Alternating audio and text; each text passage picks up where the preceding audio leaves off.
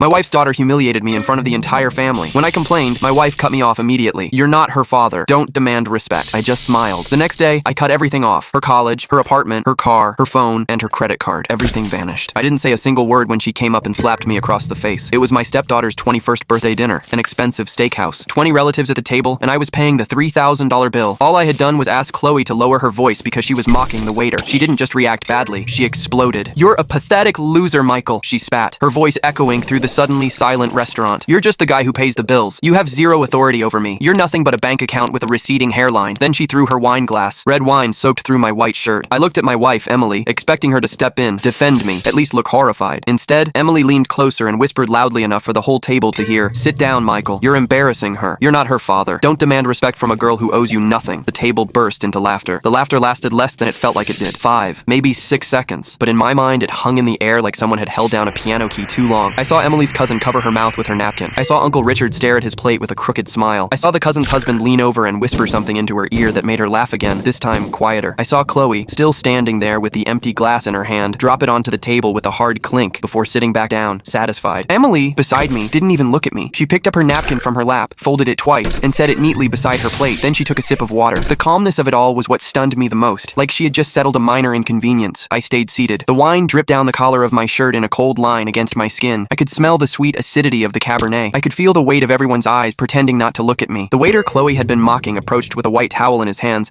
and stopped about 3 feet away, unsure whether to come closer. I gave him a small gesture that meant, "It's fine." He nodded and stepped away. I didn't answer Emily. I didn't answer Chloe. I didn't look at anyone who had laughed. I picked up my napkin, carefully wiped my chin and neck, folded the napkin into quarters, and placed it beside my untouched glass of white wine. "Dessert?" Emily's sister called from the other end of the table in a high-pitched voice, clearly trying to change the subject. She waved at the waiter. "Can we get dessert menus?" The waiter returned with 11 menus and passed them around the table. When he reached me, he handed mine over with a small nod. I opened it, read every line carefully. Dark chocolate tart with sea salt, Madagascar vanilla creme brulee, yuzu cheesecake, artisan ice cream trio. I read the prices too. 24, 26, 22, 18. If all 20 people ordered dessert, it would add another $450 to the bill, plus coffee, plus after-dinner drinks, plus tip. "I'm getting the cheesecake," Chloe announced loudly, as if nothing had happened. "And a double espresso." "I'll take the chocolate tart," said Emily's cousin. "Creme brulee for me," Uncle Richard added. Everyone ordered. Emily's sister even wrote down the choices on her napkin like she was officially managing the birthday dinner. When it reached my turn, I looked up from the menu. "I'm not having anything," I said calmly. Emily's sister paused for half a second too long, unsure how to react. Emily stayed perfectly still beside me. "Are you sure, Michael?" her sister asked with a polite smile. "Yes." "Well, all right." The waiter collected the menus and walked away. Conversation slowly returned around the table in smaller groups. Vacations, traffic, someone's new house. No one spoke to me. I sat there in my stained shirt, hands resting on my lap, staring at the centerpiece of white hydrangeas leaning slightly toward my side of the table. And in those next few minutes, I thought about strange things. I thought about my father, who had died 2 years earlier. I remembered something he once told me when I was 32 and about to marry Emily. We had been standing alone in his kitchen while he poured coffee. Without looking at me, he had said, "Son, some women choose you because they love you. Others choose you because you're useful." At the time, I had dismissed it as bitter old man advice. Now, sitting there with wine soaking into my shirt, the sentence came back with the clarity of something spoken 5 minutes ago. Then my thoughts became more practical. Automatic payments, monthly withdrawals, every contract I had signed over the years, every guarantee, every authorization, and how many of those signatures were still active at that exact moment